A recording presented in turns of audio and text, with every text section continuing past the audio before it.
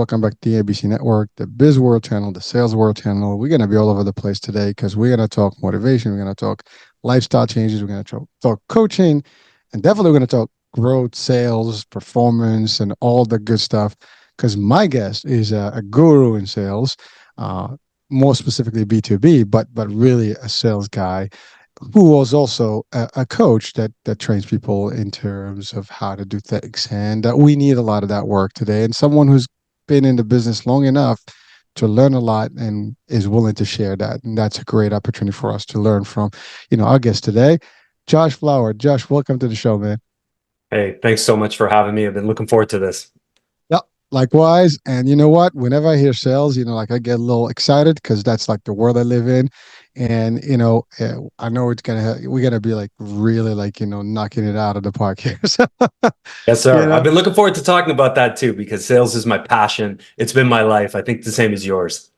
well, so let's start there. I mean, what got you into it? Oh, I'm glad you asked because I think most people that get into sales kind of fall into it in the same way. They're doing a dead end job or they're doing something that they don't like. And then somehow they catch wind of an opportunity to do something that takes advantage of maybe their skills, their natural aptitudes. For me, I'm dating myself a little bit here, but it was a newspaper ad that said, "Would you like an unlimited income?" Something along those lines. And I thought, well, that sounds interesting. Uh-huh. I was working a dead end cubicle job at the time. So I responded to the newspaper ad and realized pretty quickly that this was right up my alley and thought, let me give it a shot. And also, it was a good sign that everyone I was working with in the cubicle place was like, be careful, Josh, don't do it. You should stick with the safe and secure job. And I thought, no chance. I'm giving this a try. Josh, so there's a couple things you just talked about there because first of all, sales is not for everyone. And No. and you're right, especially if you're in a stable, cozy 9 to 5 kind of concept. You walk in, you have tasks, boom, boom, boom, you go in, you're robotic, and you leave. Making that transition, that leap of faith into the world of sales, which is the unknown, the pressures, the targets, the goals, the quotas, and all the stuff that happens with that, and the pitching, meeting with people. It takes a certain amount of energy, but also it takes a certain amount of people to do that. Not everybody, or certain type rather, not everybody Yes. can do it. I mean, people shy away from sales because it's just too overwhelming, I would say. At least it appears to be that way. As a matter of fact, it's not. It only is when you think about it in terms of sales, but it's really not selling. It's really consulting, advising, and things like that. So, what you said there is typical where people's like, oh my God, you're going to go into this world, what the hell, it's not safe. You might not make it. You know, that's the typical reaction to anyone who is fearful of sales.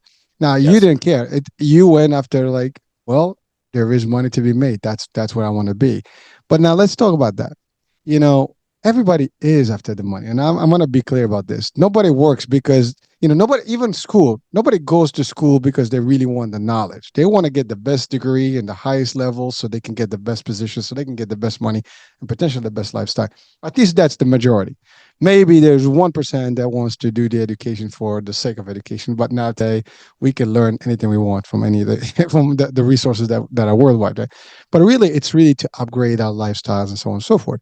And sales can give you that. Now, was that your experience? The fact that you made that change for the sake of the opportunity and the opportunity work. Did it work for you? It worked for me. It did work for me because I just passed 24 years in professional sales. So I'm coming up on what is that, the silver anniversary or something coming up.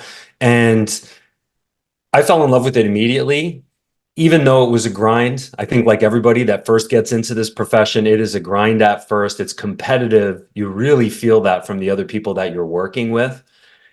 But you touched on something as well that I think is really important, and that is that we are all money motivated. Unless you don't work, unless you're not out there hustling to put food on the table, you are money motivated. It's just how open to you are you to the potential risks involved in making that money? Because there are stable jobs out there. Like you said, most people like the stability of knowing this is what I get, this is what I have to do. All I need to do is show up and do those things, and I will get that allocation of money. Whereas sales is about your compensation is tied to your level of performance. So the better you can perform, the more money you're going to make. But that's an intimidating concept for a lot of people. I think because they're concerned. They think that maybe they won't be able to achieve it. And I think you're also right that this isn't for everybody. Not everybody can achieve it. Not everyone is going to find what it takes in the moment to produce the result. For me, that was an invigorating concept, but for most people, it's not. So I think you've got to be honest with yourself. However, I will say to people, and let's again agree, we're all money motivated. If you want more of it, you're going to need to take on more risk. So whether that is in the work that you do or starting an entrepreneurial endeavor, you must take on more risk. That's where the rewards lie. So just decide, do you want the money bad enough or not? You know? It's amazing because that rule applies across the board. And again, when I say that everybody is, for the works for the money in a way, it doesn't matter what role you have. I mean, the money is just a necessary evil in this world. You need it because you got to live somewhere. You need to pay for bills. You need to eat. You need to your car needs. So all those needs, to just survive in this world, you're gonna need some. The question is how much of it is. Some people say, "Well, I'm content. I make what I make. I'm happy." I mean, today we're living in inflation that I don't think anyone is happy because your income is what it is and your expenses are higher. So the only good way to do that is to improve your skills, as the good old Jim Ron would say. I mean, Oh you yeah. gotta you gotta change your you gotta pick up new skills. Sharpen yourself. And learn more, and then that's about it. And the rest is history. And you have to also look for opportunities where the money is infinite, meaning that you can make more of it based on your performance. The more you sell, the more you make, right? And that's really what it is. It's funny because in my world, same thing. Uh, it's by the way, same story. I stumbled into it just like you. I Yep. was doing a job that it was okay. It was sales, but it was retail, and it was just I did my background is in sales marketing, but in hospitality. I worked in Disney, then I got into travel agencies and stuff. But that was not motivating enough. There was not no money to be paid, and It's a good starting learning. point though. It's a good starting It, point. it Yeah. was. I mean, I learned a lot of skills that I applied to date, right? But it wasn't the money wasn't there, right? So I was motivated. I want to make more. I want to live a better life, and so on and so forth. So a friend of mine was like, "Hey, well, there's this opportunity in the insurance space. You want to take? Why not?" So I got it, and then I'm like, I can make more. Sure, the more you sell, the more you make more. Okay, I can grow in leadership. Yes, you can. There's opportunity of growth. Perfect. So it was the perfect opportunity, a perfect niche for someone, and I applied all the skills and I learned more and I just developed into it. But you're right. And I always say this in trainings. One of the probable best jobs you can have is sales, and people will be like, "Why?" Well, you are almost guaranteed you're always going to have food on the table because it doesn't matter. You'll sell anything. You lose a job, you pick up another one. Everybody's looking for salespeople.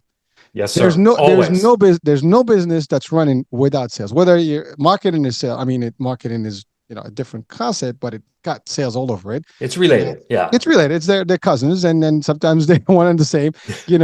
And when you look at it, whether it's digital or stuff, somebody's pitching something. I mean, even from a video to a digital strategy, it is still pitching, just a different pitch. You just learn different skills to do it and apply it in that kind of format. But the fact is, good old fashioned sales presentation, pitch, one-on-ones, B2B, B2C, all these things are still effective. They still work. They still needed. And I don't think there's anybody that can take that. AI is not going to take that away.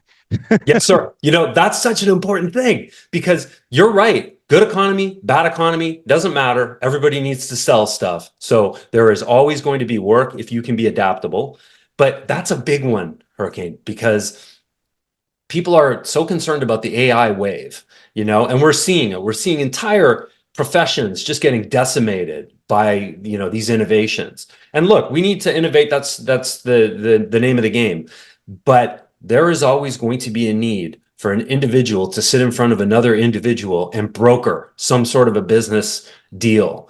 So this job is going nowhere. So I would encourage the young people that are out there, if you're worried, if you're don't know the direction to go, at the very least, learn some of these skills You may not envision yourself 25 years later, like you and I, still in this profession, but learn these skills because they will serve you. And in a pinch, maybe you take a job and, you're able to put some money on the table while you're going through a transition phase. So yeah, that's a great point. It's I listen. I love AI to a degree because I mean it's Same. it's Yeah. it's it's fun. I mean you can use it to a lot of as a tool, and you're right. There are jobs that AI could definitely substitute a job task or job description because it's analytical stuff. You just put in the information and it gives you what you want and then gives you the outcomes, right? But in sales it can't because it's a personal touch. There's a lot of variables, and if someone needs to work with AI as a sales individual, let's take that for a spin. They'll have to literally spend an hour, 2 hours with a computer, put in information for the AI to reanalyze what the needs are and the wants and the stuff and the patterns and things, and be able to do it. Now, someone can say, "Well, AI can do that in a fraction of time," but there's no personal touch. People still love that, like when why and what's in it for me and stuff. Now, could it be in a world, maybe remote where it will be completely advanced that you tell AI, listen, I want to buy a house, and it says, okay, based on your demographics and history, this is the house that you're gonna have. There are three houses for you. I mean, I'm just talking in the context of a real estate. Can it be that? Yeah, but it's not. But at least in the world that we live in, this interaction, I mean, the news is sales, lawyers is sales, the doctors is Yes. sales, everything around us, relationships is. I always say this: kids are the best salespeople. Everybody has sold something in their life. Emotions, stories, you name it, we've sold it. Whether we know it or not, we have. And it's a matter of. And by the way, it's really a transaction. Someone gives something in exchange of something else, whether service, product, or otherwise, versus some sort of a compensation. It could be Yeah, and it's just an a hug, agreement. an Yeah, it's agreement. an That's it. agreement. Like if people are agreeing. And you know, I'll tell you, I thought, and maybe you've observed this as well, but a number of years ago, I thought, oh, this is the industry where selling is going to change. It's the car sales industry because I thought all these companies are putting, like, go to any car company that you like, you can build your model, you can put in all the details that you want. You can do all your research online. You can even click a button to purchase now. And yet, still, if you go to any dealership in town, you're going to see that place filled with salespeople because even though I can do that, I still want to go in. I want to see the car. I want to talk to somebody. I want to see if maybe I can get a little bit of a better deal than I was able to get through the online interface. Maybe they're going to kick in some free tires or something. And so to me, this is just a case in point. Like sales is not going away. Do I think it's going to help consumers and purchasers do a better job of pre-research? Absolutely. Absolutely. But unless you're just buying widgets or some commodity, the need to have a person there that you can interface with that is you can rely on a little bit to help broker that agreement, it's never going away. It's never going away. So I think this is a safe area for young people to consider, to get into. Sales is emotional too, right? Oh And you yeah, don't get that with an interface, right? There's no emotions with AI. I mean, exactly. it's a cut and dry, binary stuff. You give the information, it gives you the stuff that you need. Now, it could be Where's the fun in advanced. that? Yeah. Yeah, exactly. There's no interaction. There's no, like, you can't tell AI your life story while you try to, get a car or something. I mean, or get a policy of something. I mean, in the insurance space, you sit down across someone from a table, and before you even get into the business, you're already talking about grandkids, trips, and this and the other, and you break the ice, and all that stuff is AI cannot 100%. do. I mean, maybe it can do it. Like an advanced version of it, may in the future have that kind of level. But as you said, it will still be different. I mean, yes, there's car vending, services like Carvana, for example. Yes. You can literally purchase online a car and it gets delivered to you. It is a concept that is that, but I'm sure there is still somebody that can helps on the phone and gets your stuff. But as you said, the 99%, but this is not just about cars, anything, right? I mean, you're in software business, Yes. I mean, everybody can purchase a platform software, but, depends on what level. If you're talking about a major industry and you need some sort of a larger platform and it has so many, like, for example, I want to give the example of Salesforce, which I'm familiar with. Yeah. I've worked with them. I've used them. I've partnered with them in because in Salesforce is a big platform, CRM, things like that. I remember them when they first started, just with their regular basic lead stuff, generation and farming and things. Now they have like these great opportunities and different services, and they have different verticals for different industries and stuff. And but it's complex when you sit. I mean, when we had, like, for example, a couple of years back, we had them come in. We had a whole team, and it's just high sales executives that were coming in to pitch, because you're pitching to like a whole bunch of executives also, that everybody from operations to sales to marketing to this to medical to clinical, and everybody's talking about different things, and these guys got to know the stuff. I mean, maybe AI can do it, but all these people have to sit in the room, put a big folder together, submit it into the AI before AI can spit something back to you. It will be very difficult to do that. I mean, I'm sorry, and you're not going to get the same effect. So you're right; it's just a different world. But until then, like you said, it is still the same place. And if you start a business, you can use all the tools, but you're going to need the individuals to be able to pitch. I mean, you're a CEO of the company, you'll be asked to pitch. You see, Yes. this is not even selling. You just pitch into your employees. AI is not Yeah, going to you're pitch pitching for to you. every. You're pitching to Exactly. the bankers. You're pitching to your employees. You're That's pitching right. to the guy that you meet in the store that you might be able to help, right? That's right. Well, that's the It- thing. It's sales is again the interaction, and it's part of life success in a way. I mean, the better you are at it, the better you're probably going to do and achieve things. I mean, and I'm not talking sales as a transactional business. I'm just talking as like that's a modality. Yeah. exact as a format of interaction, right? And it works. But now in your path, you know, most people hate salespeople. is I may is have that encountered that once or twice in my career. Yes.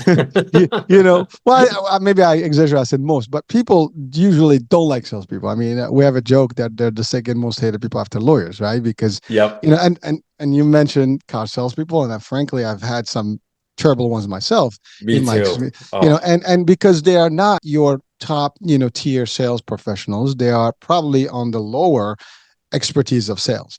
They're 100%. Yeah. literally, just salesy, salesy, salesy. And as you get higher in the expertise of salesmanship, or saleswomanship, I'm just going to add that word now. Yeah. You know, Good job. the, the idea is that it changes the dynamics. You become not a salesy person. You become an advisor, a consultant. You are not selling. You are helping people identify their needs and whatever the services they want. And you Correct. basically tailor things to their needs based on your offerings. So it changes the dynamics, as opposed to, like, I need cars to sell, and I'm going to have to sell a car in order for me to make a commission. That changes. So there is a big, I would say, spectrum between entry level sales to high end sales, and of course, there's a big degree of medical sales, business, software, insurance, life insurance. I mean, there's different types of sales. I mean, there's everything out there that's being sold. Oh, it's uh, crazy. It's crazy. But you know what? I think you're right. The public in general is a little bit icked out by sales because we all have experiences with people at that sort of entry level of sales, right? And that is where you're usually just pushing product, you're just trying to make sales, you're not really concerned about the other person on the other end of the transaction. You just know that, yeah, I got to sell a car today, or I need to sell these clothes, or we got to hit 10 pairs of shoes at the door before I can go home, that kind of thing. But you're right. As you sort of move up the line, you realize it's more consultative. It's actually about diagnosing someone's problems and understanding if you can help them. And then if you can help them, you go all in, right? That's when you push and you steer and you guide and you lead. But it's about that diagnosing.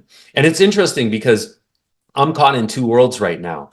I'm a professional salesperson that does 6, 7 figure deals in software, in complex services, long sales cycles, right? 6 months, 9 months, multiple stakeholders, really complex sales. And then on the other side, I've started a coaching business where I'm just dealing directly one on one with people. And in a lot of cases, I'm cold approaching people. So I get the spectrum of feedback from people. Some people are interested, other people are insulted that I've dared to approach them and use my manipulation tactics against them. So you really, I'm sort of aware of both ends of that spectrum right now because I'm still a professional on the one side, but on the other side, I'm a bit of a newbie on the coaching side of things and pushing those services a little bit more directly to people. So it's just fun. It's fun to get a little bit of a reminder about what it was like earlier in my career, you know? but that's an excellent point, because it is a fact. I mean, you switch gears from one. one line of service, right? And you start, from scratch, you still got to pitch it. You still got to do all the grind. Where, as you said, it's just a little bit more difficult. And reaching out to people sometimes, like the old solicitation, sometimes gets a little tacky, right? People don't want to be bothered, Totally. right? Now, listen, I mean, a good example. I mean, LinkedIn. I get hundreds of, Oh every yeah. week of email, right? And what the one thing that annoys me in that is just that most of these are not something. If you look at my profile, you know that I'm not going to be a fit. I mean, that's not It's even. lazy. Yeah. Yeah, I mean, it's like they're just doing a blanket stuff. See, for me, if I want to reach out to someone, I want to reach out to someone that I know that they're going to need my services, and then I have, that's already 50% of the game. You're already Yes. in the right niche. Now it's just a matter of like why my services versus maybe a competitor service will do better for you. But when you get these just uh, random emails that come into your box that are literally, I'm like, I have nothing Could to be do with for this. anyone. Yeah, it could be. Yeah. Yeah, it's not. That's not me. And like, what did you see that I can use or benefit from this service? But people throw in, stuff. They just see a title or something, and they just think, well, maybe it is. But so again, there's strategy. See, sales and strategy, they go hand in hand. Oh. Sales and business savviness, it comes again together.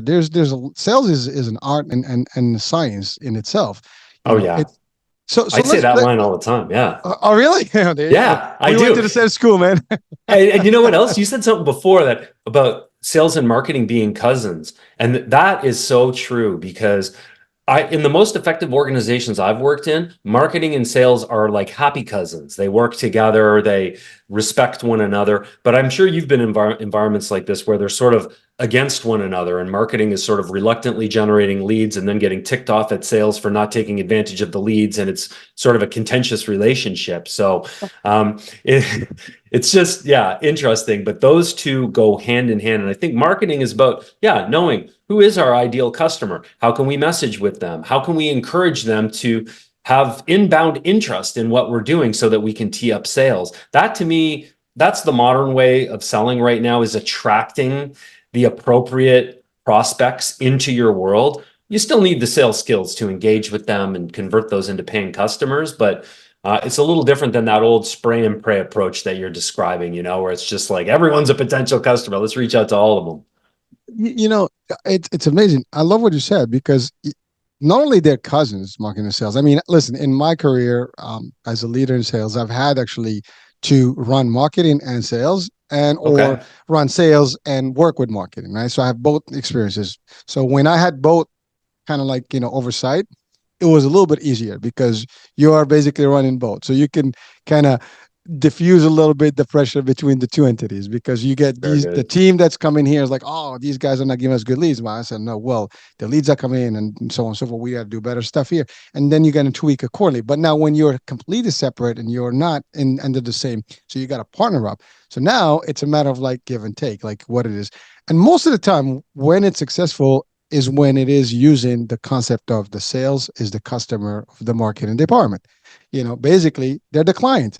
So they work with the client to identify the market, the strategy, all the stuff, and then how they do. And by the way, I literally had a great example that happened a couple of years back. So I went to this company, and so I was the VP of sales, and then I was going to different departments and just sharing, the philosophy, the strategy, the plan, and how we're going to do it, and like, where are we going, like, what's our sales strategy, which included a marketing piece. So I went to the marketing department and I started breaking it down to them. This is what we need to do and why. This is what we're going to be and why, and so on and so forth. And this is the audience and why, and broke down the actual elements of the business to them and the real stuff. And they were like literally like, well, this is the first time we were just doing marketing because we didn't know. We just doing marketing.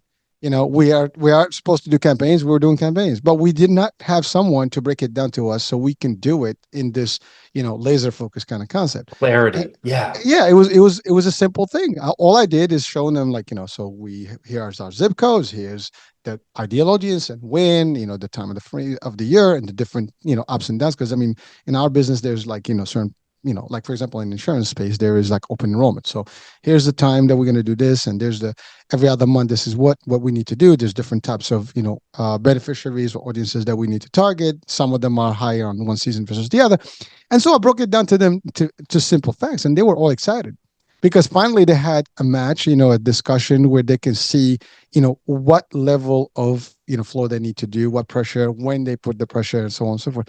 And it worked. But you're right. If not, then it becomes like the two-way street.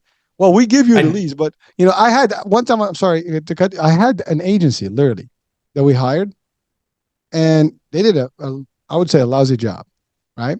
And they just pushed stuff out, and then they were literally spying on the call center and said, "Well, you didn't get this lead, we didn't get this call, you didn't this stuff." And we're like, first of all, you're not even supposed to do that. Second of all, right. if you did, let's talk about each one of those calls. I'm like, that's not how it works. There's we have regulations. There are certain things we have to follow through. So it kind of got really bad, and that can happen too. Oh So yeah, so it it is can. a difficult world. Anyways, so your I'm sorry, I cut you off for a minute there. So talk what Yeah. were you gonna say? I was just going to say that, in my humble opinion, it's best to have a leader that oversees both of those departments, that has responsibility for sales and marketing, because of what you described. That leader can galvanize those teams to be cousins that play well together. Because if not, then you have to hope the executives, the marketing leader and the sales leader are able to get along and collaborate. And that's not always the way. So in my experience, and I've worked for a number of different companies, always when there's one person that oversees both of those functions, you get the best results. So yeah, I'm glad that was your situation. On that note, so here's a thing. I don't care what business you're in, what industry you're in, right? Companies are made of different departments. So I give the analogy of a body, different Yep, vital organs. They all have different. I mean, our body has the liver, the brain, the lungs, exactly. the Yeah, heart. yeah. Everybody, every piece of the and a part of the body has a function, and without it, we die. Right? It's the same thing in the business, But I do believe that the heart of the business is sales. The Agreed. brain is Yeah, the there's no operation. blood pumping without the sales. Exactly, Yeah, exactly. So you can't live without blood, right? We Everybody's pronounced dead when there's a heart attack, right? And the heart stops. So so exactly. so I mean that's really the analogy, but that doesn't mean that we are it. Everybody is equally responsible for the growth of the company, but the problem I think that some executives or I think some leadership, makes in terms of structuring, is that the performance is always given to the sales department more than anybody else. The pressure is on one end, not the others. But also, if the operations don't work, then the sales is going to be difficult because if you're not supported by all the other departments correctly, then you're not functioning well. you Yeah, know, so it's a team effort that needs to be played. And so, maybe this is just my strategy: is every department should still have some metrics, some performance attached to the sales and the performance and the growth and the targets of the company, yeah, not I just agree the with that. salespeople, because that will change. Because now everybody's motivated to support correctly, to add, value, and not say, well, that's their job. They're supposed to bring the numbers, as opposed to we all have to do this, otherwise we don't have a company. You see, it You know changes what? dynamics. I could not agree more with that. And again, the best organization that I ever worked with had this emphasis where everyone received a bonus at the end of the quarter based on the sales performance, the customer, other metrics as well that were important, like customer retention, Hmm? which would really promote people to sort of jump when a customer needed something. So you just pick the metrics that are most important to the business. So we're in SaaS sales, right? Which, for people that don't know, that's software as a service, meaning once we bring a customer on, the idea is that they're going to keep paying month after month, year after year, hopefully forever, if we do our jobs and we take good care of them. But if we're going to do that, we have to keep evolving the product. We have to support the customer when they've got issues, right? When they're frustrated, when something's going wrong, we've got to be there. We've got to be responsive. That's not the sales department's responsibility. That's other people in the organization. So they've got to be on that. So I agree. To me, it's really about excellence just in general. And if you're someone that's either looking to break into sales or maybe you're in a sales role that you're not satisfied in, look for excellent companies, even if you've got to change industries, because once you get on with a company that puts real thought and consideration into all of the organs, right? Borrow your analogy, that they're all working well and it's effective overall leadership, you can be sure that that's going to be the kind of place where you'll be able to thrive as a salesperson. And I don't know about you, but I was never the guy that wanted to move around every couple of years. Like, there are a lot of salespeople that make as much money as possible and then move to the next gig, next gig, next gig. I'm a more loyal person, so I've had a couple of 10-year tenures on my resume, because once I find a good place, I'll dig in. I'll dig in and work really hard. So you can do that as well. Just for those salespeople out there, you can find an opportunity that will pay you well and give you unending opportunity, but it's got to be the right leadership. So take your time to assess that. Again, I mean, we can touch on leadership since you went there. I mean, leadership is a whole world on its own, and Oh yeah. it can break or make any company, any department. And I've seen, stories, and I've seen examples of real leadership and bad leadership, good leadership versus, really not knowing. I mean, people sometimes are the helm, and they just maybe there because they have some sort of skill or education level, whatever, but sometimes they're not really the right ones, or they don't understand. They understand one part of the business, not the other. Yeah. And that's the Yeah. other thing. Everybody seems to know sales. Everybody thinks that they know how sales operates. You Yes. know, yet Seems so simple. yeah, it's not that simple, and that's the problem. Like, and certainly we don't know about all operations, but I can tell you a good sales team would also understand operations well, because you need to Yes. understand. Because you here's the thing: we need to know everything in sales about everything in our business. Why? Because when you go in front of your customers, you're the first line of defense. They can ask you, well, how this works, how does this, how is that, what's going to happen if you did this, what's the next step? And so you need to be able to answer a lot of these questions. Now, sometimes you can bring other people with you to these presentations, but really you're still going to be the go person, and they're going to tell you. And so you want to know as much as, and the more you know, the more, the easier the presentation or the pitch, and the ability to actually, present a better value to these customers. So that's one thing. Oh yeah. The trust is going to be higher with them as well. They're going to know that you know the business. Well, listen, we're supposed to be the experts, right? Yeah. And you said something about retention. Sales and retention are one and the same. Yeah. I mean, the first customer service base is the sales team. If you do a good job up front, and you do the right stuff with them, and you educate correctly, and you show them, and people understand the process and how the system works and so on and so forth, they will have an easy place, and they're not going to go anywhere. And you do want to have that component. I personally, been a big promoter of retention teams from the 90s. And every time, I had the Excellent. opportunity, I create a retention team within the department, and their job is to support the sales, and so basically the sales guys, they go out, do what they got to do. And then they basically, it's like a baton, you hand it down to the next team, and the next team will hold the forward. They do the follow-ups, they do the stuff, they do the due diligence, Temperature checks. yeah, Yes. they check everything. They do the 30, 60, 90 days follow-ups and so on. Although that is also part of training for sales, that you want to touch base with your customers. You don't want to just drop them and move on. That's not cool, right? People build that trust and that relationship, as you said. We want to keep that, but we have as a whole team that is really securing your membership, or you being as a customer. So it changes the dynamics before the customer service even get involved. As a matter of fact, if we do a good job, they don't even call customer service or member services or any of those guys, because they're happy.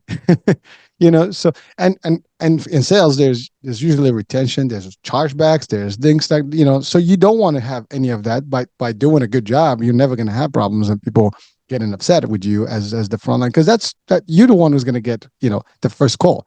Hey, Oh, gosh, you did not explain this to me. What the hell happened? You told me one thing, and these guys are telling me something else. That's not a call you want to receive.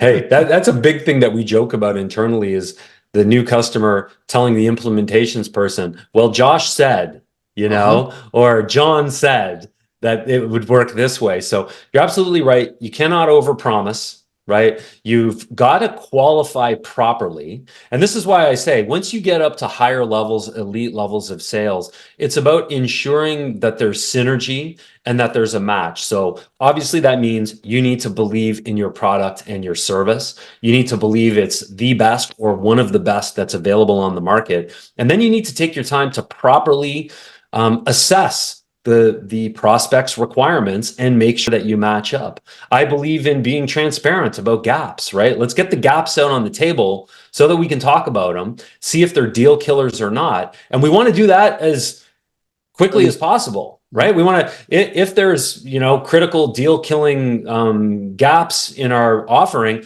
let's figure that out in the first hour so that we're not 9 hours into the process and realize this is not a fit. So That's where the real, I think, elite levels of sales come in, is the ability to do that qualification in or out quickly, the ability to assess quickly what the requirements are. And then once you have confidence, to be able to go really hard and, bat away the competition and get the prospects zeroed into your solution. And then obviously get momentum going in that deal and get it closed as quickly as possible. That's truly elite level sales, not cold calling, pitching a tight elevator statement. Like that's all good stuff on the front end when you're 5 years, into your career.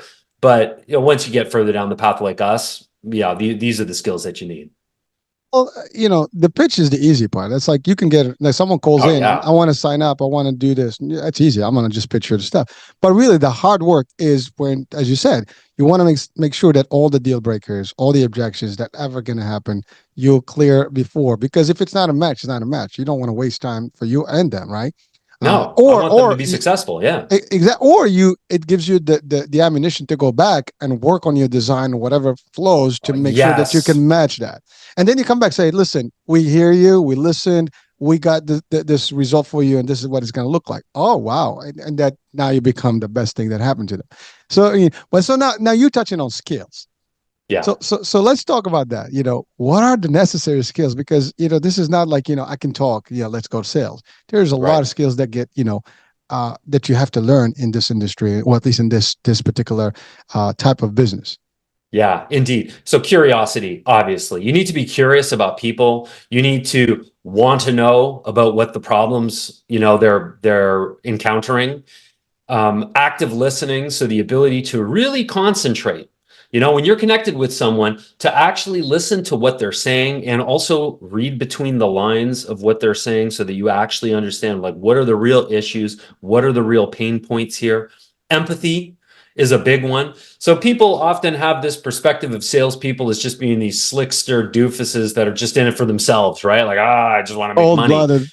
Yeah, exactly. Right. But no, it's about actually getting into the shoes of the prospect and making them feel that, like, hey, you can trust me. I'm here to understand what you're dealing with. And if we've got a solution, I'm going to find a way to make you go for it. But if it's not a fit, it's not a fit. Right. And then you need all the other things like, hard work. To me, concentration is one of the biggest ones. And especially for the younger listeners to the show, we know the challenges that you face in, coming up in the world of smartphones and, all the distractions that are out there. But one of the most incredible skill sets you can develop is your ability to focus and unitask. So that means when it's time to sit down and do some work, put your phone, on the, over there where you can't reach it, and really sink into the work. Start with 20 minutes, 30 minutes until you really get the itch and you just have to go and check your phone. But concentration is one that I think really separates the kids from the adults, if you will, when it comes to sales success. I love what I mean. You're breaking it down to really the different things that we need to have as Yeah. tools. I mean, you're like a surgeon when it comes to presenting, service and products. As a salesperson, you need to have all the good stuff. From the hygiene piece, from the Yes. sterilization, from the stuff. Everything needs to be there. You got to be prepared, and that's the other thing. I always say, you know, um, prior planning prevents poor performance. So you want to have, I mean, my partner and I, that's like a rule that we've applied, for years. And, Love that. it's really a big deal because if you're not ready, if you're not prepped, and, that's the thing, like, you said something that's very important for our audiences, especially as you said, the younger folks that want to come into this world of sales.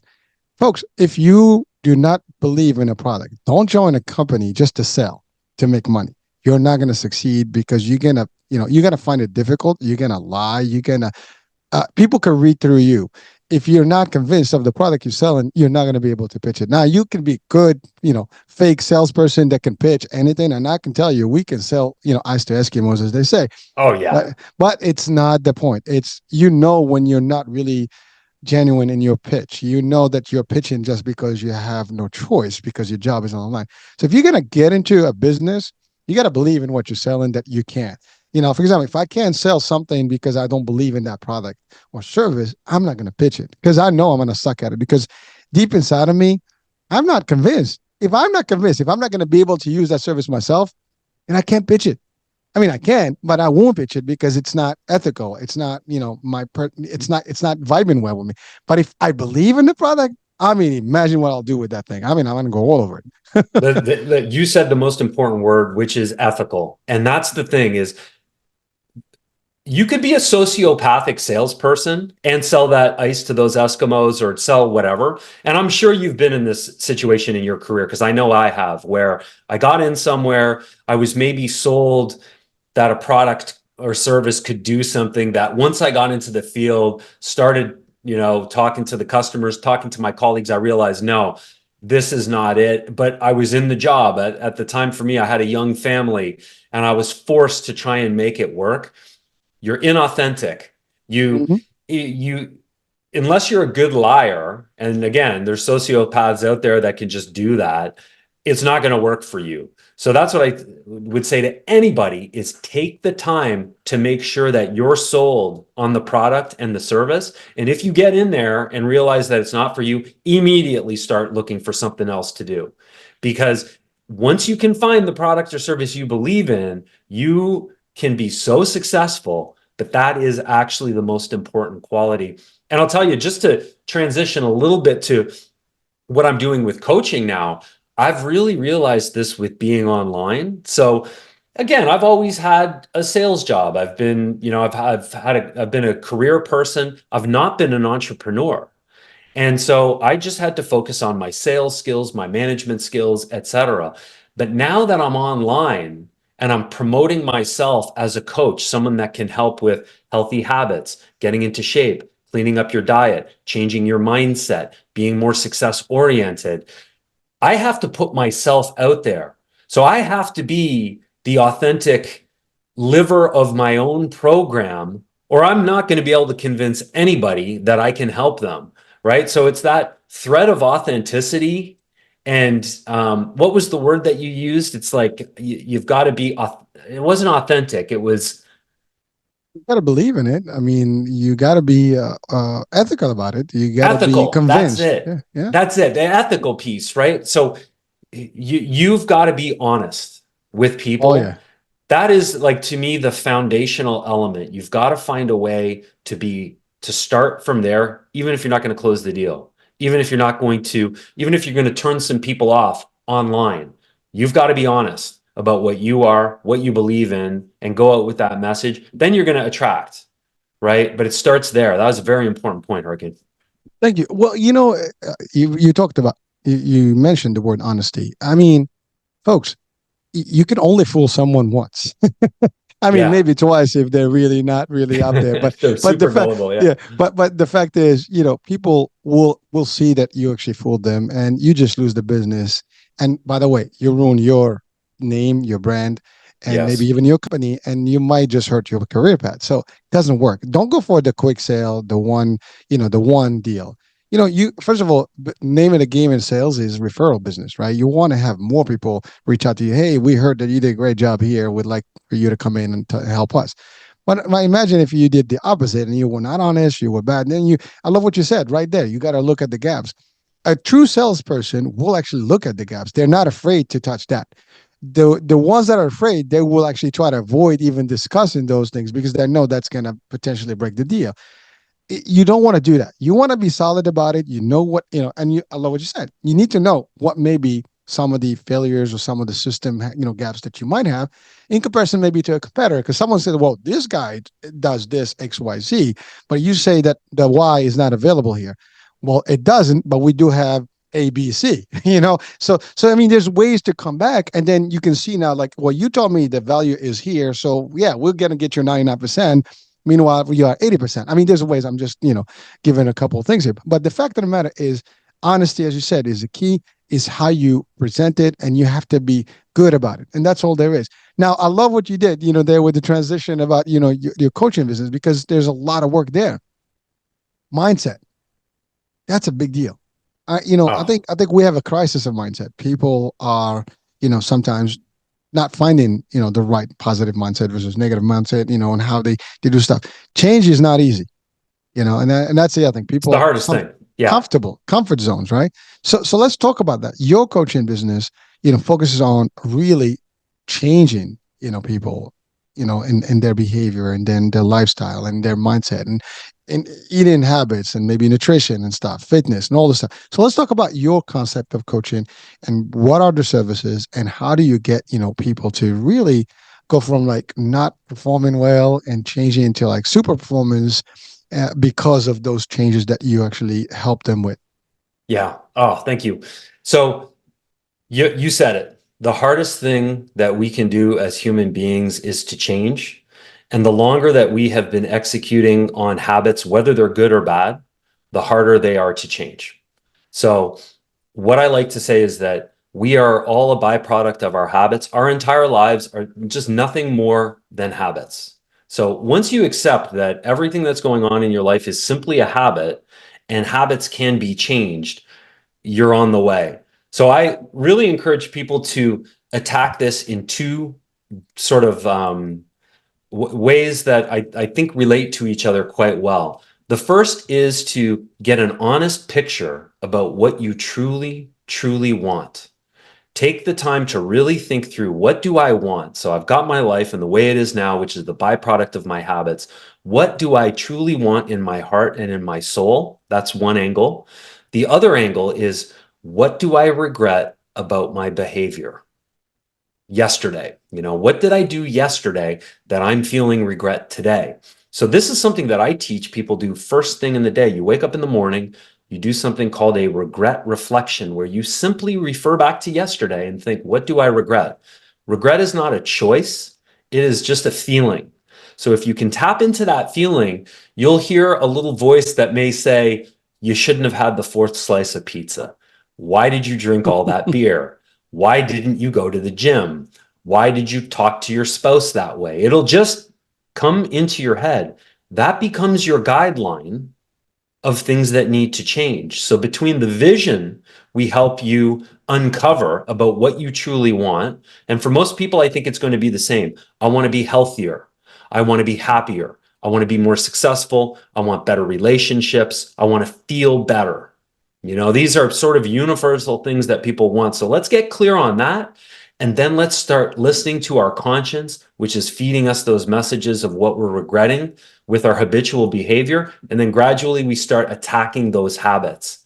And I'll tell you that I normally start people with some very simple new habits. We're going to wake up at a time that's a little bit uncomfortable. So a little earlier than you're used to getting up. We're going to take time to do that morning reflection first thing, and we're going to get our heart rate elevated. So depending on where someone's at, that could be 10 quick minutes of exercise. It could be an hour-long workout, but something like that. And then we're going to start tracking the foods that we're eating. So at first, we're not going to apply a rigid plan of what people need to do with their diet. We're just going to start tracking so we can start to see where we may be eating too many calories, where we may be eating the wrong calories. So that's how we get things started.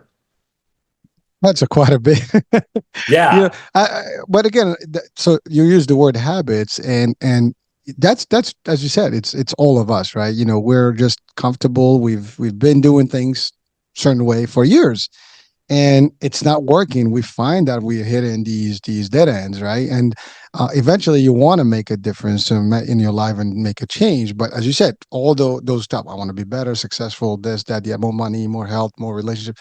But how do I go there? It's like, again, I make this as an expression. It's time to get comfortable with uncomfortable. Get uncomfortable with being Or comfortable. get comfortable Well, with comfortable with being yeah, uncomfortable. discomfort, Exactly. right? Yeah. Yeah. So it's really got to change that whole value. Like, you were so comfortable this time. Well, get used to not being comfortable. Now, once you do that, things can start looking better. I mean, it's not going to be easy. And that's the thing. Like, sometimes people will delay this change or this potential leap of reaching out to someone such as yourself and get some help because they don't want to start the cycle. Because Yeah. as you said, you got to get them to wake up early. You got to get them to start counting. You got to Uncomfortable. get, Yeah. yeah, they come on, man. I mean, this is brutal. They're going to have to work out now, every day. Yeah, folks, I mean, listen, nothing in life is that easy. If that was the case, we all be peachy. We wouldn't even need to talk to each other in this world. Everybody will have a peachy life. You wake up and it ends up well at the end of the day. That's not how it is. We need these moments of like shifts. And by the way, I think you might agree. I think you will agree is that there is no time to this. You can Today is a good day to start. It's like some people are like it's too late. I don't know. I'm too far in. People can change on a day-to-day basis. They can change today. It's just as you said, mindset. You got to I'll wake tell up and you, say, "Yeah, go for it, I'll man. Go tell for it." you, yeah, I was going to say that if people want to get a sense of change maybe a little bit later in life, check out my Instagram page where you'll see my before and after pics. So last year I was 40 pounds overweight, hadn't worked out consistently in years. And in under a year, I dropped all that extra weight and got shredded at age 50. So I'm telling you, it can be done. And you hit on something that I think is so important. We all have problems, all right? Even the person that seems like they don't have problems, we have problems. And problems are not something that you want to wish away.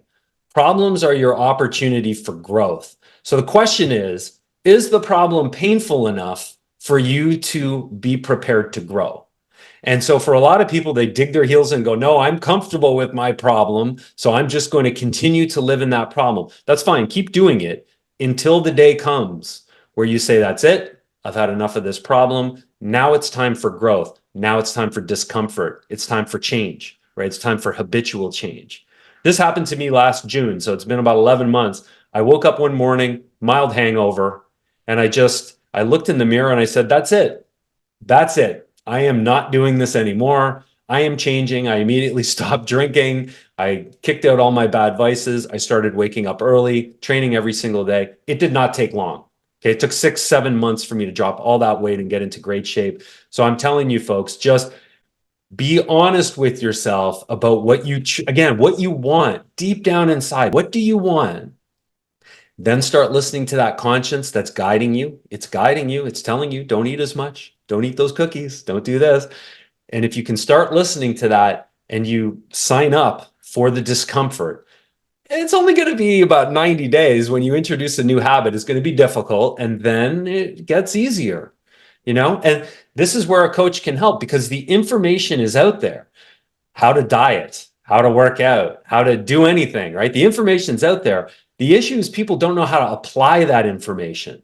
So once you have a coach that says, hey, here is the clear plan based on your goals and objectives, we're going to meet each week and talk about your progress. For me, with my clients, I look at what they're tracking in the app every day. So I see the foods that they're eating. I have a private app where I can prescribe a workout. We're seeing if they're doing the workouts. And then we're talking about it each and every week. That level of accountability is going to be the difference that is going to get you there. And then in 90 short days, the habits will be installed. You'll be able to do it on your own. And then we just focus, what's the next bad habit that we want to address? So that's the process. Well, thank you. And it takes will, right? I mean, Yes. willpower here. And by the way, if there's a will, there's a way. Yes, sir. It's just that when you get to the point where, as you said, you wake up like, I don't like what I see. I'm not feeling right. This got to stop. I got to make a change. And you start. Everybody, as you said, wants to be better, whatever that better means to What for them. them? That's right. Exactly. But the fact of the matter, but everybody knows that when you're not healthy physically, you feel it. It you can tell. This is not a joke, folks. If you're listening, watching, you know if your body is really optimum or not. You know if you're not really in the best shape or not.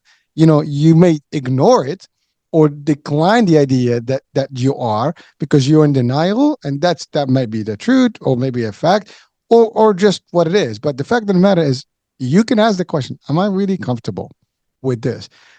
You are comfortable because you're allowing it to, but literally deep inside, what is the true Deep answer? inside. Yeah, the answer will be like, I can do better than this, right? And if that is the answer, then you know it's time to change. Now, again, we're not forcing anyone to make that change, but you have to ask the question. You got to start somewhere. You got to start making. Now that takes us to life's purpose. That's an expertise of yours. Oh, yeah. So let's talk Yeah. about that. Yeah. Yeah. Oh, I'm really enjoying this interview. And I'll tell you that you hit on something there that I just want to beat the drum on again, which is Folks, just be honest with yourself. Just ask, what do I really, really want? Look, you don't need a six pack to be happy. And in fact, that's not going to make you happy. You don't need $80 million in the bank to be happy. But be honest with yourself. Do you want more? Do you want to go on vacations that you're not able to go on today?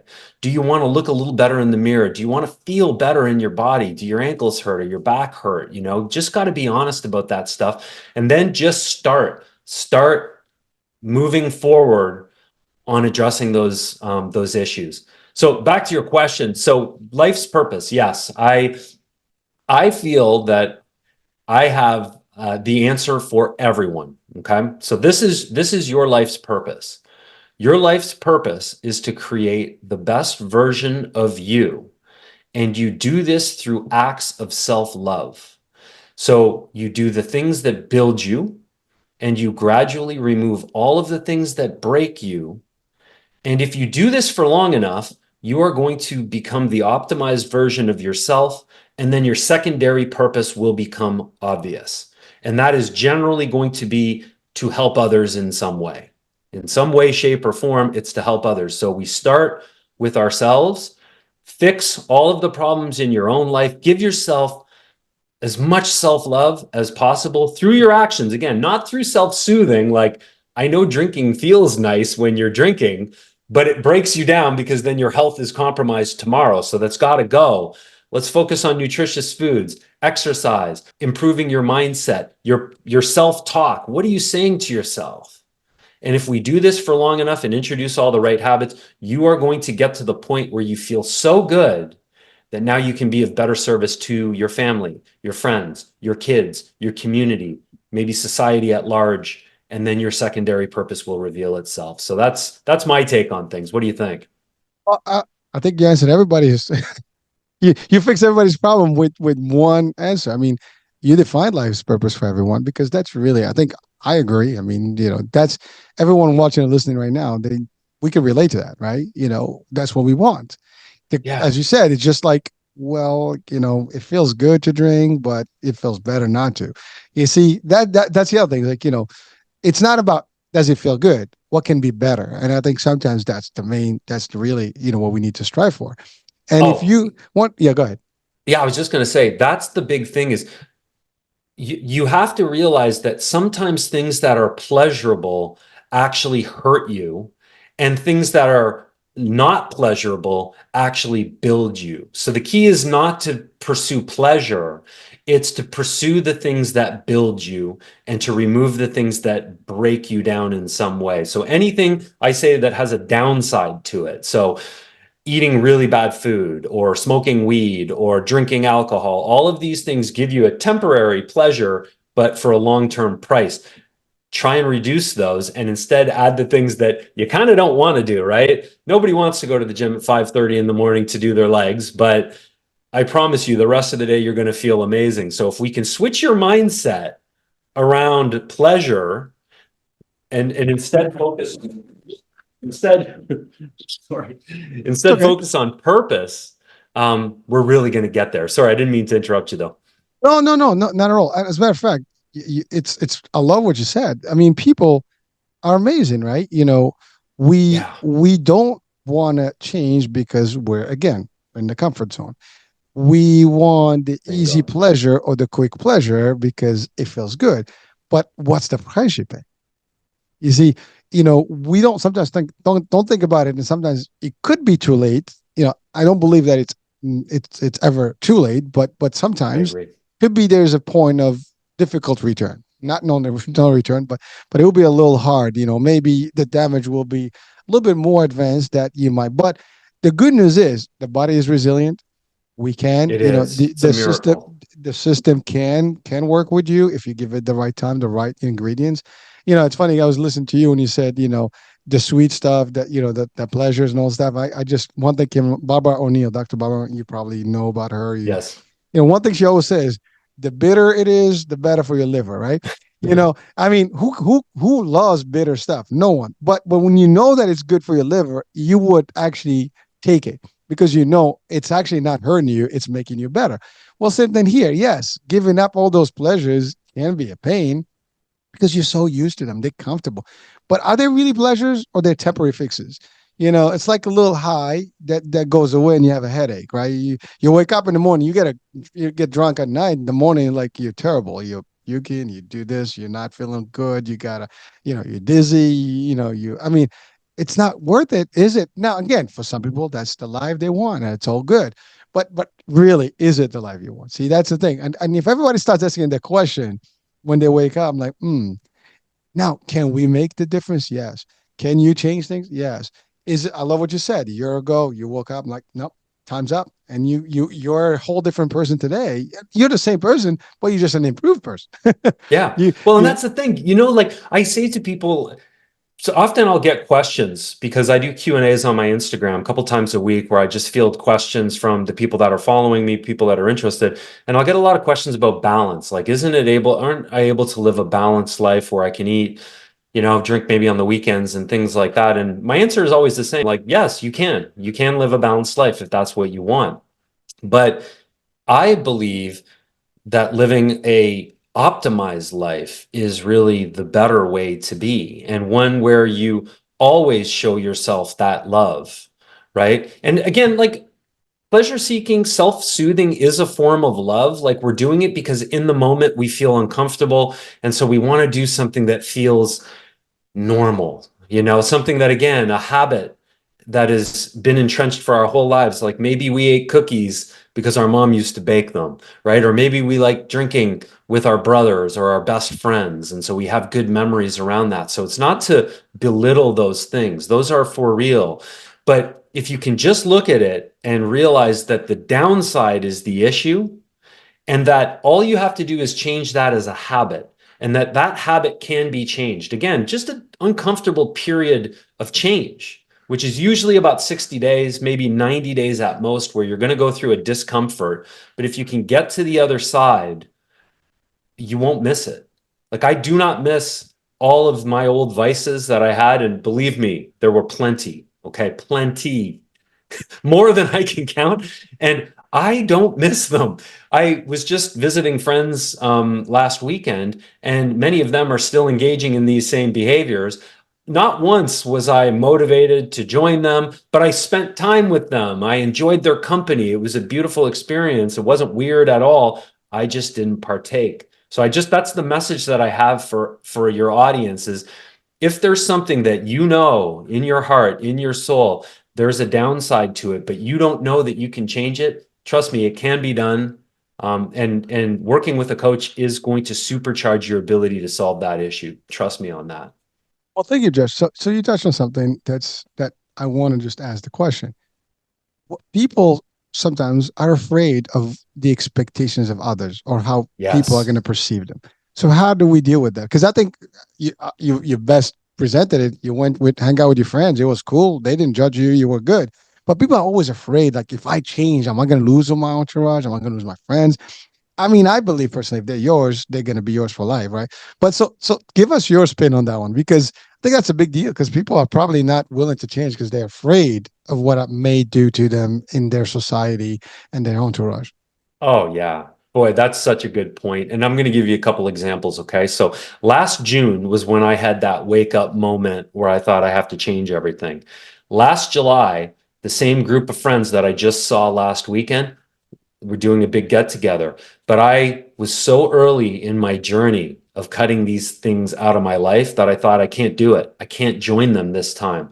And they were actually a little bit upset with me, that I wouldn't make the time. And I just said, look, I can't do it.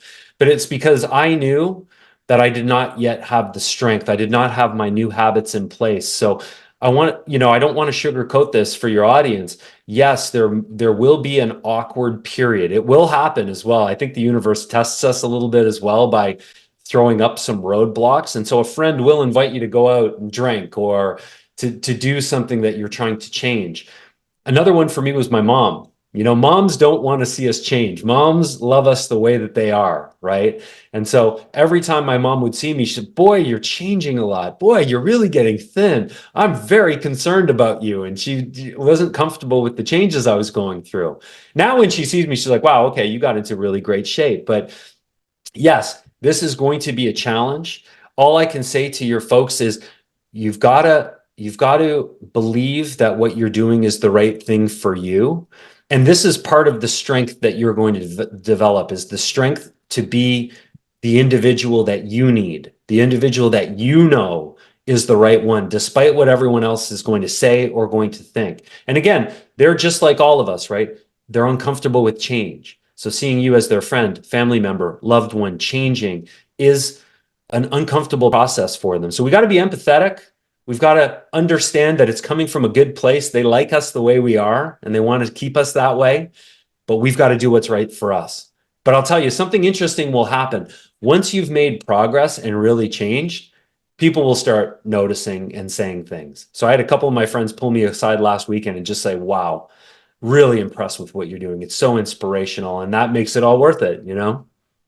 Thank you. And by the way, that is a great feeling. First of all, for you, but people are eventually seeing that change, and you might even touch them with that, and they may I be like, hope "Oh, so. I want to be just like that." Now, again, we're not asking people to change, but No, this is mathematical, folks. I mean, 1 + 1 = 2, right? I mean, unless someone comes up with a different formula, and I've heard somebody says it equals 3, and they were able to define somehow, and break it down. But that's another discussion. But the fact is, folks, if you eat too much sugar, there is a high risk of a lot of bad things. If you're doing too much, there is a high risk. There's no we might ignore the fact that it is, but we know the facts. Like you talk to someone who smokes, they know that there is bad for your health, but they smoke because again habits, right? So that's yes. something we all know. But no, on the same aspect of it, if you make the necessary changes, again, the mathematical will apply. You will start seeing the shifts and the healthier and the better, and you're improving across the board. We all want the same thing in a way that is, we want to be better at who we are, health wise and stuff. I think you covered all the angles. And by the way, you touch on everything because to change, it's not just one thing. You change the mindset, you change your style of eating, your style of drinking, your behaviors, your waking up time, your food, your calorie counts. So it's not this is not switching one thing. It's got to No. be a full 360 concept in order for you to be a whole new you, with or an improved you. I would say not a whole new you, just an improved you, because you're still going to be you, but now you are, as you use the word, optimized. You know, you be the optimized version of yourself. Now, who doesn't want that? I mean, you'll be the super man and woman of you. So I think that's a pretty cool thing. I mean, and you helping people achieve that. And I'll tell you that I think that this is what I also want people to know, okay? You are not your habits. They are just some of them you have chosen for yourself, but many of them have been assigned to you from the people that you're around and maybe where you live, the community, what you've had to do for work. So these, you are not your habits. You can take control of your thoughts and your actions. You can take complete control of them and make the necessary changes. And in fact, I would suggest this is the only thing you are in control of in this world, is what you think and what you do. And so that's really the program that I'm promoting to people, is let me help you take control of your thoughts and your action and move in the direction that deep down in your heart and soul you are being called to. I'll help you uncover what that is, but I'll help you develop the strength to do this. And then if you decide, yes, I do want to live a balanced life around my eating habits or around my drinking, maybe I do want to do these things on occasion, that's your choice. But let's give you the control back. If you feel like you're not in control of a certain aspect of your life, you're probably not. So let's take control of it. It's very empowering. It's intoxicating to feel like I can choose at any moment and I'm not tempted, that I can choose what I'm going to do and what I'm going to think. It's very intoxicating. It's powerful that we if you're listening, watching, or not, you're in charge. You can. It's this is the only part of the universe you get control over, right? What's happening in politics or the environment is all outside of our hands, but you've been given a sliver of control. So I tell people, take control of that. Just take control of that and see how you feel. It's going to change your whole life. You'll be surprised at what you can do.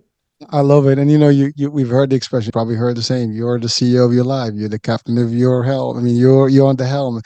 all these things, it's real. It's not, this is not far-fetched. This is not, sci-fi. It's real stuff. You're watching and listening. If you want to make a change in your life, you can any given moment. As you said, all the outside, I guess, influences are still outside influences. You can remove them. Now, the coaching concept is here to help you adhere to those, moments of shifting and changing, because Yes. sometimes we are alone and we can't do those things because we don't have that person or someone to keep us in check. And the accountability you mentioned earlier is a key factor. Sometimes we tend not to be very accountable when it comes to ourselves because it is not cool, right? But when you have someone that is holding us accountable, I think that makes a difference. So that's where coaching comes in. So that leads me to the question, how can people, work with you, and how does your program work? Yeah, thank you. So one thing I'll say on the accountability piece, right? You're right. The reason that the coaching model is so effective is because people, and I'm not pointing the finger, I'm the same way, but we don't consistently follow through on the promises we make to ourselves, right? So we say, on starting on Monday, I'm going to start working out, or I'm not going to eat poorly this weekend, or whatever. And then we break those promises.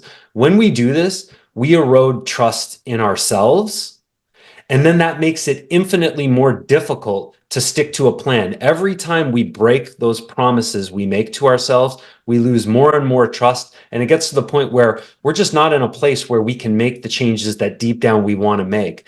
That's where a coach can help to come in and say, okay, the promise now isn't just to you, it's to me as well. Because we're putting together a game plan of what you're trying to accomplish, and I'm going to be here. So now you're promising for both of us. That gives people that little bit of extra lift that they need. But honestly, the true goal is to get people to start keeping the promises to themselves so they can one day stand alone. They don't need that coach anymore and they can do it on their own. And for the record, I still work with coaches because even though I've hit really high heights in my career, my income level, my own personal habits, there's always another level. There's always someone that can help you go to another level. So I'm just not just a coach, I'm also a customer in this model because I'm such a huge believer.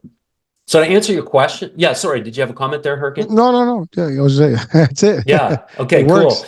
Yeah, it works, and I am a huge believer in it. So I've got two programs. So I've got a group program where people from all different walks of life come together in a weekly Zoom call, just like this, and we meet to discuss everything around mindset, healthy lifestyle habits, relationships, success, whatever that individual is struggling with. That's my mid-level program. It's lower on cost. It's affordable for almost any budget. And we do subscriptions 3 months, 6 months, or 12 months for that one. I want to say sometimes people are a little bit turned off about the idea of a group setting, but let me tell you, the types of questions that come up in a group environment often are questions you would never think to ask. And the discussion that arises from that can be extremely beneficial. So do not discount how valuable it is to hear other people and what they're struggling with and the way that you can take some nuggets to apply to your own life in that sort of an environment. So that's my mid-level program. Then I have an elite tier, which is a one-on-one program. So elite members can come to the group calls as well, but they also get a weekly one-on-one meeting with me where we talk about the specifics of what they're looking to address. And just to give you a sense, I've got customers that are, or clients that are overweight or even in an obese state that are looking to really cut a lot of weight. I've got other clients that are sales professionals that are looking for a level up. I've got young people that are looking for mentorship. So there's really no sort of situation that you may be struggling with that I wouldn't be interested in hearing about. And I'll put my hand up and say if I don't think that it's an area that I can help with. But if it's around habit change, if it's around developing a positive mindset, if it's around success, these are all areas that are real areas of strength for me. The elite program is also like 3, 6, and 12 months, or Yeah, we also do a 1 month option on that just because, I will typically do a pre-call, for elite customers just to make sure that we get along, that we jive together. So that's really important. But we also do a 1 month option for that so people can feel out the program, make sure that I'm the right voice, the right coach for them. Um, but yeah, the elite is, if you're really looking to invest in your success, that's the one to go with. But again, the group program, affordable for most budgets. So I'd love to hear from anyone that's interested in exploring either of those programs. So and you take clients from all over the world because I think Yeah. it's all remote. So I mean, unless they're local and they can see you in I guess in person, but that always makes it easy. I mean, the one thing that Yeah. came out of post COVID was the fact that everybody can go digital and can be remote. So it's working well. Yeah, it's great. And like, I have clients around the world, but I talk to people in Dubai, in Asia, all over the place. And it's absolutely incredible. India, it's so great to connect with people all around the world. But of course, local is amazing as well. Like getting to actually see people and meet with people. And, we're salespeople, like we love people. So I love the ability to meet with people in person and work with them in that way. But absolutely, wherever you are in this world, I want to help you if you need some help. So now, how can they reach out to you? Yeah, thank you for that. So I do have a website, but I'm going to steer people towards my Instagram account. So if you don't have Instagram, go to joshflower.com, just one word, very simple, and you'll be able to connect with me there. But I would encourage you, check me out on Instagram because I actually live my program live every day on my page. So I put up one post every single day talking about my workouts or my lifestyle or sharing some wisdom that I've accumulated in my life or in my career. And I also post on my stories all day long. So you're going to see the time that I wake up, what I do in the morning, what I'm doing in the gym that day, some of the foods that I'm eating, some of the interesting things that are coming along in my day. So that is a really great way. Like if you've been intrigued by this conversation, but would like to see a little bit more, hit me up on Instagram. It's Josh Flower and then the number one. And you can message with me there and you can check out what I'm doing. I'd love to have some people check me out there. All right, and I'll have that link right into the description of the show so people can just click up and Amazing. go to you. Also on our website, your picture will be there and your link will be there so people can literally just go up to you. Because I love the concept that you live it and can show people what it looks like, in a real, spin. So thank you. Well, I think we've exceeded our about 15 minutes ago Wow. or more. Wow. The time Yeah. flies when you're enjoying the I, conversation. I'll tell you. I know we talked about an hour, but I don't hold these conversations to the time frame because if it's running well, I mean I think you and I we can spend a couple more hours easily on this, but certainly we've covered quite a bit, and I think if someone can take one or two pieces from this, they can still be ahead of the game from whatever it is, and that's what it is. We just want to help people to see value, to see something. We've talked about sales, leadership, success, personal habits, mindset, and the whole nine. And if you want more, now you know who to go to. Josh is available to you guys. I will have again, as I said, the link. So do check him out. Josh, any last words of wisdom you want to leave our audiences with? Well, Hurricane, I just want to thank you for bringing me on the show today. You're very good at what you do, and I've really enjoyed the conversation. So thank you for that. And I just want to encourage everybody listening to believe in yourself. Believe in the calling of your conscience, your heart, and your soul. I want you to listen to that. If you know that you're not on the right path, please listen to that voice and look to fill yourself up with as much self-love as possible. I can teach you the ways that are working for me. You can see how I'm living in my life every single day. It'd be an honor to hear from you, to talk with you, and to work with you. All right. Well, Josh, likewise, I want to thank you for being on the show and sharing your wisdom and your work and your expertise, as well as your coaching, with our audiences, because I think there's always, a need for more people to help and guide and be as a resource. We are a resourceful and informative network, so this is perfect. And so I thank you for that. And that's it, My folks. This pleasure. is, yeah. Listen, it's I enjoyed this, man. Thank you. I really love this discussion. Me too. So folks, that's the end of our show for today. So hope you've taken some nuggets here, and definitely do check out Josh's Instagram, and that will be it for us. And we'll be talking soon. New day, new show, new topic, new guest.